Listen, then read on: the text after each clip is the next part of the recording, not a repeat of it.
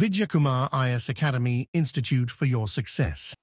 நேற்று நம்ம பார்த்தது வந்து பார்த்தீங்கன்னா சதவீதம் பர்சன்டேஜ் வந்து பார்த்தோம். அதை லைட்டாக ரிவிஷன் பண்ணிட்டு அந்த பேசிக்ஸ் வந்து ரிவிஷன் பண்ணிட்டு நம்ம என்ன பண்ணிடலாம் அப்படின்னா மீதி இருக்க ரிமைனிங் சம்ஸ் வந்து பர்சன்டேஜில் நம்ம சால்வ் பண்ணிடலாம். பர்சன்டேஜில் டோட்டலாக வந்து ஒரு 16 சம்ஸ் வந்து இருக்குது ஃப்ரெண்ட். 16 சம் இருக்குது. 16 சம் நம்ம பார்க்க ஏற்கனவே வந்து ஒரு நியர்லி வந்து ஒரு 12 சம்ஸ் கிட்ட போயிருந்தோம். அதில் ஒன்று வந்து டவுட்னு சொல்லி போட்டிருந்தேன். என் நெட்லேயே அதில் வந்து நிறைய ஆன்சர் வந்து தப்பாக போட்டிருந்தனால நமக்கான ஆன்சர் கீயும் வந்து தப்பாக வந்து கொடுத்துருந்தாங்க.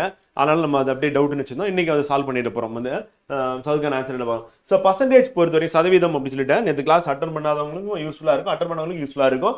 என்ன அப்படின்னா பர்சன்டேஜ் கொடுத்தாவே நம்ம என்ன பண்ணணும், டிவைட் பை 100ன்னு போகணும். வந்து இப்போ 10% அப்படின்னா 10 டிவைட் பை 100ன்னு சொல்லி போட்டோம் அப்படின்னா தான் நமக்கு என்ன கிடைக்கும் அப்படின்னா அதனுடைய வேல்யூ வந்து கிடைக்க வச்சு பார்க்கணும். ஸோ அப்போ பர்சன்டேஜ் கொடுத்தாங்க அப்படின்னா வந்து என்ன பண்ணணும், டிவைட் பை 100ன்னு போகணும். ஸோ அப்போ பர்சன்டேஜ் கொடுக்கல, பின்னத்தில் கொடுக்குறாங்க, இல்லை புள்ளியில் கொடுக்குறாங்க, இந்த ஃப்ராக்ஷனில் கொடுக்குறாங்க, டெசிமலில் கொடுத்தாங்கன்னா இன்ட்டு 100 போடணும். வந்து இதை ஞாபகம் வச்சுக்கணும்.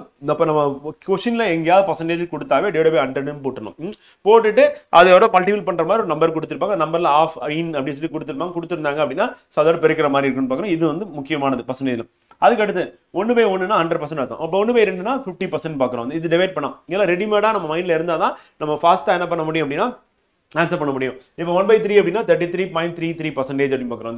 அப்போ 1/4னா 25%, 1/5னா 20%, 1/6னா 16.66% ஞாபகம். இதான் மறந்துடுவோம். நமக்கு பெரும்பாலும் நம்ம டிஎன்பிஎஸ்சி எக்ஸாமில் கொஸ்டின் கேட்கறது என்னன்னு பார்த்தீங்கன்னா 1/3, 1/6, 1/9, அதுக்கப்புறம் 1/16 அப்படின்றது நமக்கு வந்து தொடர்ந்து கேள்வியை கேட்டுட்டு இருக்காங்க. ஸோ அதனால அது வந்து இம்பார்ட்டன் அப்படி பார்க்குறோம். மற்றதும் நம்ம தெரிஞ்சு வச்சுட்டோம்னா நல்லது. இப்போ 1/10னா டக்குன்னு போயிட்டு அங்கே போய் வகுத்துட்டு இருக்கக்கூடாது. 10% அப்படின்னு சொல்லி நம்ம போட்டுற வேண்டியதான். ஸோ பர்சன்டேஜாக கண்டுபிடிக்க சொன்னாங்க அப்படின்னா இப்போ 1/16 அப்படின்னும் போது 6.25% அப்படின்னு போட்டுற வேண்டியதான். இப்போ மேலே வந்து 2, 3 நம்பர் இருந்தால் அப்படியே பெருக்கிக்க வேண்டியதான். இப்போ 1/9 இருக்கு. அப்போ வந்து 4/9 இருந்தால் என்ன அர்த்தம்னா 44.44% சொல்லி டக்குன்னு போட்டு போயிடலாம் வந்து.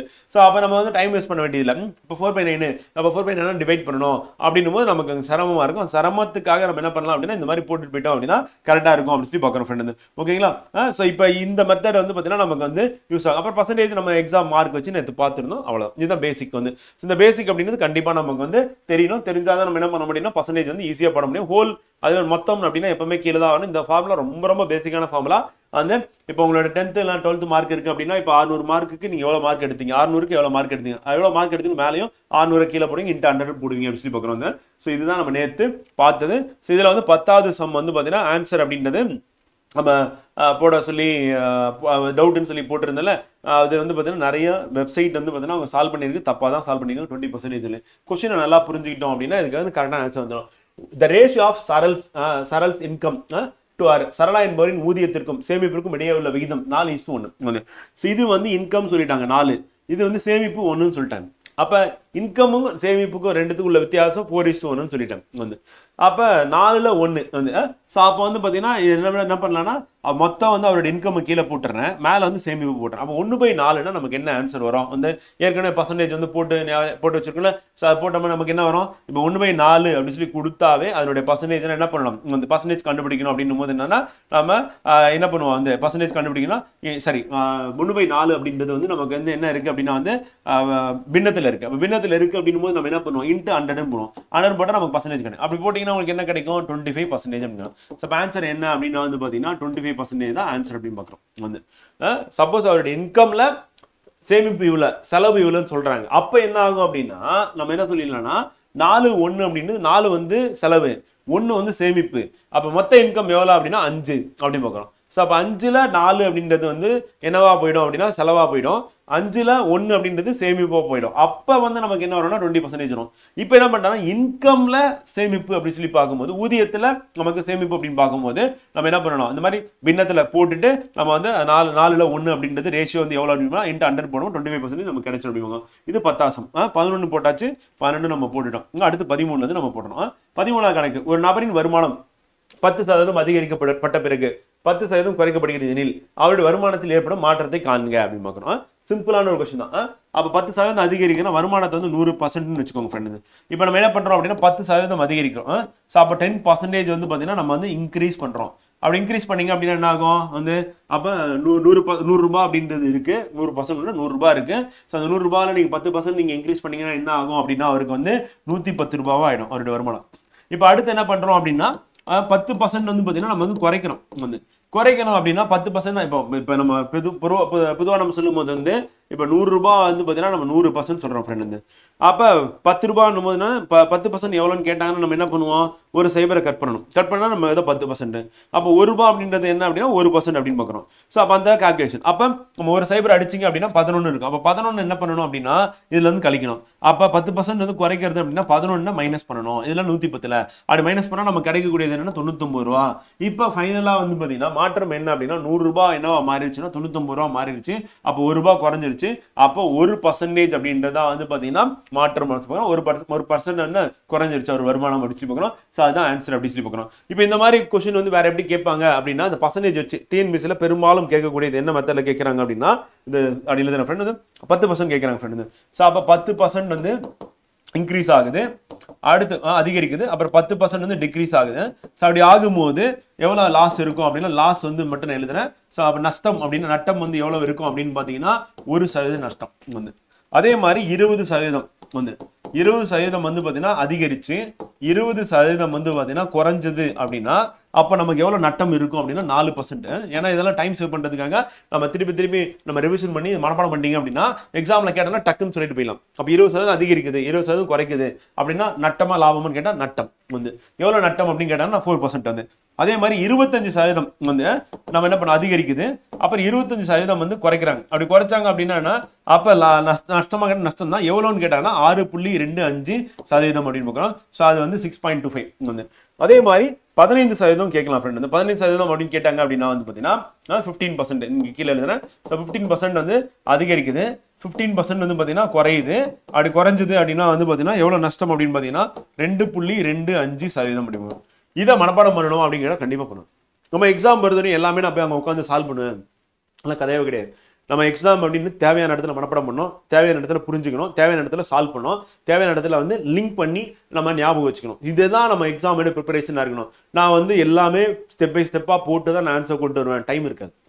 நம்ம கொடுக்குற டைமில் நம்ம ஃபாஸ்ட்டாக யார் ஆன்சர் பண்ணுறாங்க அதிகமான கேள்வி ஆன்சர் பண்ணுறாலும் அவங்களுக்கு தான் வந்து வேலை வந்து. ஸோ அப்போ நம்ம வந்து ஸ்மார்ட்டாக யோசிக்கணும். சில இடங்களில் மனப்பாடம் பண்ணி ரெடி ஆன்சர் இருந்துன்னா கரெக்டாக இருக்கும். இப்போ 12 எவ்வளோ உட்காந்து பெருக்கிட்டு இருக்க முடியுமா? 144 டக்குன்னு சொல்கிறீங்கல்ல அந்த மாதிரி தான் வந்து. ஸோ அப்போ நம்ம மல்டிபிகேஷன் பொறுத்தவரைக்கும் எங்கெங்கெல்லாம் வந்து ஸ்கொயரை மனப்பாடம் பண்ணணும், எங்கே கியூபை மனப்பாடம் பண்ணணும், எங்கே வந்து இந்த மாதிரி வந்து நம்ம ஷார்ட்கட்டில் வந்து ஆன்சர் ரெடியாக வச்சுக்கணுமோ அந்த இடத்துல ரெடியாக வச்சுட்டு டக்குன்னு ஆன்சர் பண்ணிடணும் வந்து. ஸோ அது நமக்கு இம்பார்ட்டன் அப்படி பார்க்கணும் வந்து. ஸோ அடுத்து 12% ஆஃப் 12% ஆஃப்னு வந்தாவே என்ன பண்ணணும், பெருக்கல் குறிப்போன்னு சொல்லியிருந்தேன் நேற்று கிளாஸ்ல பார்த்தோம். இஸ் த சேம் ஆஸ் வந்து பார்த்தீங்கன்னா இது வந்து என்னது இஸ் அப்படின்னு கொடுத்தா என்னது ஈக்குவல்னு அர்த்தம் வந்து. எதுக்குன்னா 150 லிமிட் ஆஃப் வந்து ஏதோ ஒரு எக்ஸ்னு ஒன்று இருக்கு அதுக்கு வந்து ஈக்குவல் அப்படின்னு சொல்லி சொல்லிட்டாங்க. ஆஃப் அப்படின்னா வந்து பார்த்தீங்கன்னா இங்கே வந்து இன்டில் போடுறோம் வந்து. சேம் ஆஸ் வந்து பர்சன்டேஜ்னு சொல்கிறோம். பர்சன்டேஜ் எவ்வளோன்னு சொல்லி அப்போ டிவைட் பை 100 போட போகிறோம், வேற ஒன்றும் இல்லை. அப்போ 250 லிட்டர்னு எழுதியாச்சு ஃப்ரெண்ட் வந்து. எழுதிட்டு வந்து இன்னும் 12% என்பது 12% என்ன பண்ண இன்ட்டு போட்டு என்னது 12% என்ன பண்ணணும் கீழே வந்து 100ன்னு போட்டணும். போட்டாச்சு வந்து 80 அப்படின்னா என்னது ஈக்குவல்னு அர்த்தம். அப்போ ஈக்குவல் 10 வந்து 150 லிட்டர் வந்து 150 லிட்டர் போட்டாச்சு. டேஷுக்கு சமம். டேஷ்னா எக்ஸ் பர்சன்டேஜ் இதுக்கு சமம்னு கேட்குறாங்க. அப்போ என்ன பண்ணுவோம் பெருக்கல் போட்டாச்சு. எக்ஸ் பர்சன்டேஜ்னா என்ன பண்ணும் எக்ஸ் டிவைட் பை 100 போட்டாச்சு. இப்போ இது சால்வ் பண்ணா முடிஞ்சு. அப்போ இந்த ஸ்டெப்பை ஃப்ரேம் பண்றது அப்படின்றது கேள்வி வச்சு தான் நம்ம ஃப்ரேம் பண்ணணும். அப்போ கேள்வி என்ன அப்படின்னு பார்க்கும்போது வந்து பார்த்தீங்கன்னா வந்து 80னா ஈக்குவல் லிட்டரின் 12% 80 வந்து 150 லிட்டரின் டேஷுக்கு சமமாகும் அடிச்சு பார்க்கணும். ஸோ அப்போ 250 லிட்டரின் 12% அப்படின்னா பெருக்கல் வந்து போட்டோம். நம்ம இப்போ போடும்போது கேன்சல் பண்ணீங்கன்னா உங்களுக்கான ஆன்சர் வரப்போகுது. அப்படி பார்த்தீங்க அப்படின்னா இப்போ நம்ம என்ன பண்ணலாம் வந்து இந்த 50ஆல் அடிச்சிங்கன்னா இது வந்து 3 வாட்டி போகும், இது வந்து 2 வாட்டி போகும். கரெக்டாக இங்கே 50ஆல் அடிச்சிங்கன்னா இது வந்து 5 வாட்டி போகும், இங்கே வந்து 2 வாட்டி போகும். கரெக்டாக இப்போ இந்த 2க்கு இந்த 2 அப்படி கூட கேன்சல் பண்ணிடலாம். பண்ணிட்டீங்க அப்படின்னா மீதி இங்கே இருக்கிறது 5 12 இங்கே வந்து 3 இருக்குது ஃப்ரெண்ட் வந்து. இப்போ 3 வந்து நான் 12ஆல் அடிச்சிங்கன்னா 4 எப்படியாலும் அடிக்கலாம். உங்களுக்கு எந்த மெத்தட் தோணுதோ அந்த மெத்தட் டக்குன்னு அடிச்சிட வேண்டியதான். அப்போ 4 5 20. அப்போ 20 அப்படின்றது வந்து பார்த்தீங்கன்னா பர்சன்டேஜ் ஈக்குவல் டு வந்து எக்ஸ். இல்லை 100 கூட அடிச்சிடலாம் வந்து. 250 150 அடிச்சிங்கன்னா இங்கே 5 வரும், இங்கே வந்து 50 அடிச்சுன்னா 3 வரும். அவ்வளோ ஸ்ட்ரைட்டாக அப்படி கூட போயிடலாம். ஸோ அப்போ 20% அப்படி சொல்லி பார்க்கணும். எது அப்படின்னா வந்து பார்த்தீங்கன்னா 150 லிட்டர் அப்படின்றது டேஷுக்கு சமம் அப்படின்னா 20% சமம் அப்படி சொல்லி பார்க்கலாம். ஸோ இந்த மெத்தடில் நம்ம அப்படியே ஃப்ரேம் பண்ணி அப்படியே போட்டு போயிடலாம். இப்போ 250 லிட்டர் 12% என்பது 150 லிட்டர் டேஷுக்கு சமமாக இருக்கும் அப்படின்னு கேட்குறாங்க வந்து. ஸோ அப்போ இதில் பார்க்கக்கூடிய 12% அப்படின்னா 10% என்ன பண்ணுவாங்க 25ன்னு போடுவீங்க வந்து. அப்போ 1% 2.5 2% அப்படின்னா 5. அப்போ 25 + 5னா 30ன்னு வந்துருச்சுங்க. இப்போ இந்த 30 அப்படின்றது 150ல் எதுக்கு சமம்னு கேட்குறாங்க வந்து. 150ல் 30ஆல் டிவைட் பண்ணீங்க அப்படின்னா என்ன வரும் அப்படின்னா 150 டிவைட் பை 30ன்னு போட்டிங்கன்னா உங்களுக்கு என்ன கிடைக்கும் அப்படின்னு பார்த்தீங்கன்னா சரி ஆமா 150 அப்படின்றது வந்து பாத்தீங்கன்னா அதுல 30 எவ்வளவுன்னு கேட்கறாங்க. அப்ப 150ல 10%னா 15, 20%னா 30, அப்ப 20%. அப்படியே நம்ம ஈவன் பேனா யூஸ் பண்ணாம கூட போடலாம் அப்படின்னு சொல்லி பார்க்குறோம். புரியுதுன்னு நினைக்கிறேன் உங்களுக்கு. இப்போ 12% எவ்வளோன்னு கேட்டாங்க. அப்போ 250ல ஒரு சைபர் அடிச்சிங்கன்னா 25 10% வந்து இப்போ 1% எவ்வளோ 2.5, 2% எவ்வளோ 5. அப்போ 25 + 5 அப்படின்னு போட்டிங்கன்னா என்ன வரும் 25ன்னு வந்துடும். 10%னா 2.5 1, 2.5 2%. அப்போ 5 கூட்டுறீங்க அப்படின்னா 12% வந்துடும். அப்போ 30. இந்த 30 அப்படின்றது 150 எவ்வளோன்னு கேட்குறாங்க.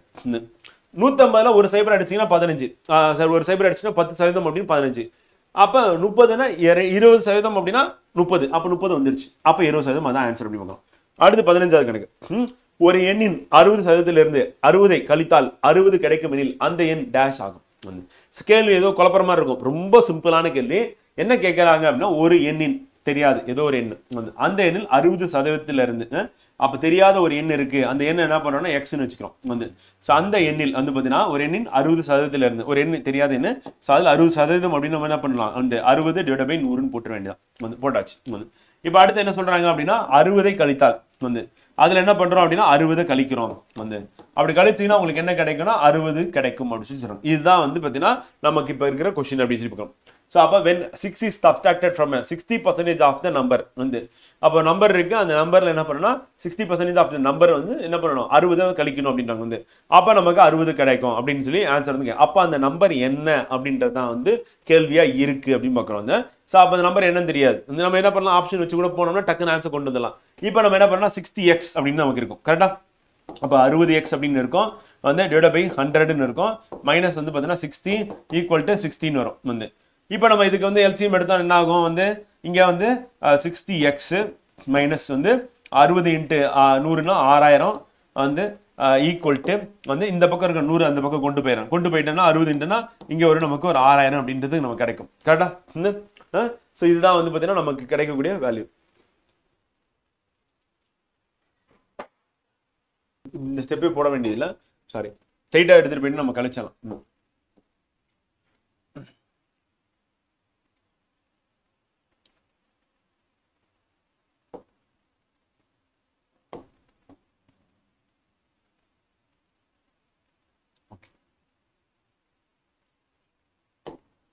இப்போ நம்ம இங்க வந்து 60 இருக்கு, இந்த பக்கம் 60 இருக்கு. இதை எடுத்துட்டு போய் இந்த பக்கம் போட்டோம்னா என்ன ஆகும் அப்படின்னா 60x 100 = 120. ஏன்னா இது வந்து இந்த பக்கம் வந்து என்ன பிளஸ் ஆயிடுமா. அப்போ 120 வந்து இப்போ 120 ஆயிடுச்சு. இப்போ வந்து என்ன பண்ண போறோம் அப்படின்னா வந்து நம்ம 60x இங்க வந்து 120/100 இருக்கு. இதை எடுத்துட்டு போய் மல்டிபிள் பண்ணோம் அப்படின்னா வந்து அப்படியும் பண்ணலாம். இல்லைன்னா இந்த சைபர் நம்ம கேன்சல் பண்ணிட்டு நம்ம போட்டு போயிடலாம் வந்து. இப்போ நம்ம இங்க சைபருக்கு இந்த சைபர் அடிச்சிட்டோம்னா 6x ஈக்குவல் வந்து பார்த்தீங்கன்னா 120 × 10ன்னா 1200ன்னு வரும் வந்து. ஸோ இப்போ அடுத்த ஸ்டெப்ல வந்து என்ன பண்ணலாம் அப்படின்னா வந்து x ஈக்குவல் டு வந்து 6 எடுத்துட்டு போய் 1200 டிவைட் பண்ணீங்க அப்படின்னா வந்து என்ன ஆகும் அப்படின்னா 200ன்னு வரும். அப்போ 200 அப்படின்றதான் நமக்கான ஆன்சர் அப்படின்னு பார்க்குறோம். ஸோ அதுதான் வந்து இங்கே கொடுத்துருக்காங்க வச்சு பார்க்கணும். ஓகேவா. இந்த 6000 அப்படின்னு சொல்லி பெருசாக போக வேண்டியதில்லை. அப்படி சிம்பிளாக என்ன பண்ணிடலாம்னா 60 இந்த பக்கம் கொண்டு போய் 120 சொல்லி போட்டு போயிடலாம் வந்து. ஸோ அடுத்து P's income is 25% more than that of Q. By what percentage Q is income less than PP? P என்பரின் வருமானம் வந்து 16வது கேள்வி.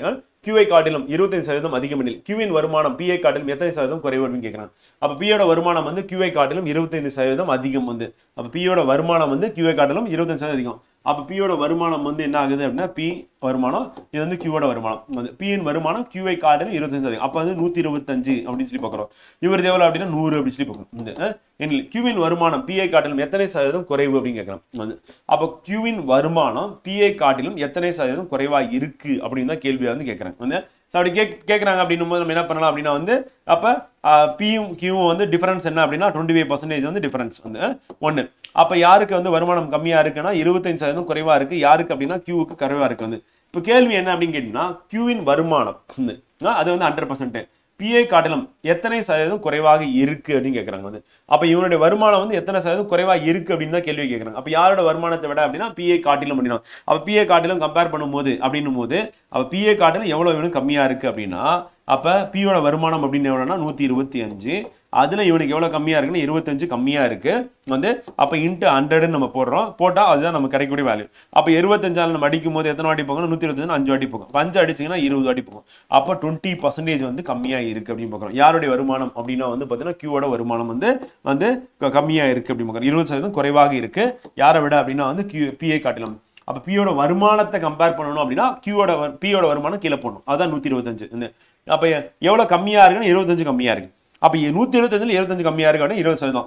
அப்போ கம்பேர் பண்ணும்போது பின்ற பர்சன் ஒருத்தர் இருக்காரு, என்னை விட நீங்கள் வந்து பார்த்தீங்கன்னா கியூ வந்து எவ்வளோ கம்மியாக அவருடைய சேலரி வந்து இருக்குது அப்படின்னா 25 அப்படின்றது வந்து கம்மியாக இருக்குது. அப்போ இந்த 25 கம்மியாக இருக்கிறது வந்து பியோட கம்பேர் பண்ணி போகணும். மாற்றி போட்டோம் அப்படின்னா நமக்கு ஆன்சர் வந்து தப்பாக வந்துடும். ஸோ அதனால் இது வந்து கேர்ஃபுல்லாக என்ன பண்ணால் பிஐ காட்டிலும் எத்தனை சதவீதம் குறையும் அப்படின்னா பிஐ காட்டிலும் பிஐ எடுத்துட்டு வந்து கீழே போட்டணும். வந்து எவ்வளோ சதவீதம் கம்மியாக இருக்குன்னு 25 கம்மியாக இருக்குது. அப்போ போட்டோம் அப்படின்னா அதான் நமக்கான ஆன்சர் அப்படின்னு பார்க்குறோம். ஸோ அப்போ 20% அப்படின்றது ஆன்சராக வருது அப்படின்னு பார்க்குறோம். Okay friend. ஸோ இதுதான் ஃப்ரெண்ட் வந்து நம்ம டிஃப்ரெண்ட் மாடல் சொல்லும்போது இந்த மாதிரி ஒரு 16 மாடலில் நம்ம கொஸ்டின் வந்து கேட்பாங்க அப்படின்றது இம்பார்ட்டன்ட். இந்த 16 மாடலோட சேர்த்து நம்ம முதல்ல சொன்னோம் இல்லைங்களா? ஸோ இதை வந்து கண்டிப்பாக என்ன பண்ணணும் அப்படின்னா மனப்பாடம் பண்ணிடணும். மேக்ஸில் வந்து மனப்பாடம் பண்ணணுமா அப்படிங்கிற கண்டிப்பாக பண்ணணும். அப்போ தான் டைம் வந்து சேவ் ஆகும் ஃபாஸ்ட்டாக வந்து போடுறதுக்கு. ஸோ அப்போ பர்சன்டேஜ் கொடுத்தா டிவைட் பை 100, பின்னம் கொடுத்தாங்கன்னா இன்ட்டு 100, புள்ளியில் கொடுத்தாங்கன்னா இன்ட்டு 100 போட்டுருணும். அப்புறம் இதை மனப்பாடம் பண்ணிட்டீங்க அப்படின்னா வந்து பார்த்தீங்கன்னா உங்களுக்கு வந்து சுலபமாக இருக்கும், டக்குன்னு ஆன்சர் கொண்டு வரதுக்கு ஹெல்ப்ஃபுல்லாக இருக்கும். இதை வந்து அப்ளை பண்ணி பார்க்கலாம். எக்ஸாமில் வந்து நம்ம கொஸ்டின்ஸில் வந்து பார்த்தீங்கன்னா ப்ராக்டிஸ் பண்ணுவோம், அப்ளை பண்ணலாம். இந்த மாதிரி மோர் சம்ஸ் வந்து ப்ராக்டிஸ் பண்ணணும் அப்படின்னா நமக்கு நேரம் கருதி, அது இல்லாமல் நம்ம என்னென்ன மாடல் இருக்கோ எல்லா மாடலும் வந்து பார்த்தீங்கன்னா நம்ம ஒரு சம் சால்வ் பண்ணுறோம். வந்து நீங்கள் டெஸ்ட் ப்ராக்டிஸ் பண்ணீங்க அப்படின்னா வந்து டெஃபினட்டாக வந்து பார்த்தீங்கன்னா அதிகமான கேள்வி வந்து சால்வ் பண்ணலாம். ஸோ அது வந்து நம்ம குரூப் 4 டெஸ்ட் ப்ராக்டிஸ் அப்படின்றது ஆல்ரெடி ஒரு பேட்ச் போயிட்டு இருக்கு, டெஸ்ட் பேட்ச். அதே மாதிரி அப்கமிங் பேட்ச் வந்து பார்த்தீங்கன்னா May 4 ஸ்டார்ட் ஆகுது. அந்த பேட்ச்ல நீங்கள் ஜாயின் பண்ணீங்க அப்படின்னா இன்னும் மோர் அண்ட் மோர் கொஸ்டின்ஸ் வந்து அதில் வந்து நீங்கள் வீக்லி டெஸ்ட்ல வந்து ஒரு 25 கொஸ்டின் வந்து வெறும் பர்சன்டேஜ்ல இருந்து மட்டுமே நீங்கள் சால்வ் பண்ணுற மாதிரி இருக்கும். அது மட்டும் இல்லாமல் ரிவிஷன் டெஸ்ட் இருக்கு அண்ட் ஃபுல் மார்க் இருக்கு. ஸோ அதுலேயே நீங்கள் வந்து அதிகமான கொஸ்டின்ஸ் ப்ராக்டிஸ் பண்ணும்போது உங்களுக்கு இன்னும் வந்து பார்த்தீங்கன்னா பர்சன்டேஜ்ல ப்ராக்டிஸ் அதிகமாக எடுக்கிறதுக்கான வாய்ப்பு இருக்கு அப்படின்னு பார்க்குறோம். ஸோ அதை ப்ராக்டிஸ் பண்ணும்போது அதில் ஏதாவது உங்களுக்கு டவுட் இருந்தது அப்படின்னா கண்டிப்பாக வந்து அதுக்கான டிஸ்கஷன் வீடியோ வந்து அதில் ப்ரொவைட் பண்ணுறோம். அது மூலியமா உங்களுக்கு வந்து அகைன் ஒரு அடிஷனலாக வந்து பார்த்தீங்கன்னா ஒரு கிளாஸாக வந்து உங்களுக்கு கிடைக்கும். அதை நீங்கள் யூஸ் பண்ணிக்கலாம். அண்ட் பிவைக்யூ சால்வ் பண்ணும்போது என்ன பிரச்சனை வரும்னா அதுக்கான ஆன்சர்ஸ் வந்து பார்த்தீங்கன்னா எக்ஸ்பிளனேஷன் அப்படின்னு ப்ராப்பராக கிடைக்காது நெட்ல போட்டா. ஸோ அதுதான் இருக்கக்கூடிய ப்ராப்ளமா இருக்கும். ஸோ அதனால் அந்த மாதிரி போட்டு டைம் வேஸ்ட் பண்ணாதீங்க. ஸோ அதுக்கு பதிலாக டைம் வந்து சேவ் பண்ணுறதுக்கு ஃபர்ஸ்ட் ப்ரிஃபரன்ஸ் இந்த 16 சம் நம்ம இப்போ சால்வ் பண்ணல, இதை வந்து நீங்கள் திருப்பி நீங்களே ஒரு தடவை போட்டு பார்த்துருங்க. அண்ட் அகைன் ப்ராக்டிஸ் பண்ணணும் அப்படின்னா கண்டிப்பாக வந்து பார்த்தீங்கன்னா டெஸ்ட் ப்ராக்டிஸ் அப்படின்னு நம்மளுடைய ஆப்ல வந்து இருக்கு. அதில் ஜாயின் பண்ணி ரொம்ப மினிமமாக தான் அது வந்து ஃபிக்ஸ் பண்ணியிருக்கோம் அதனுடைய ப்ரைஸ்ன்றது. ஸோ அதில் நீங்கள் ஜாயின் பண்ணீங்க அப்படின்னா அந்த மோர் கொஸ்டின்ஸ் வந்து நீங்கள் வந்து ப்ராக்டிஸ் பண்ணலாம் அப்படின்னு பார்க்கலாம். ஸோ நாளைக்கு கிளாஸ்ல நம்ம இதனுடைய கண்டினியூஷனாக வந்து பார்த்தீங்கன்னா மேக்ஸ் பொறுத்தவரையும் பர்சன்டேஜ் முடிச்சாச்சு. அடுத்த நாளைக்கு கிளாஸ் என்ன பார்க்க போறோம்னா ப்ராஃபிட் அண்ட் லாஸ் வந்து பார்ப்போம். ஸோ நல்லா திருப்பி போட்டு பாருங்க. போட்டு பார்த்துட்டு இன்னைக்கு காலையில் நடந்த கிளாஸ் வந்து ஜிகே அண்ட் லாங்குவேஜ் கிளாஸ் வந்து நல்லா ரிவைஸ் பண்ணிட்டு நாளைக்கு கிளாஸ்ல வாங்க. Okay friend, all the best.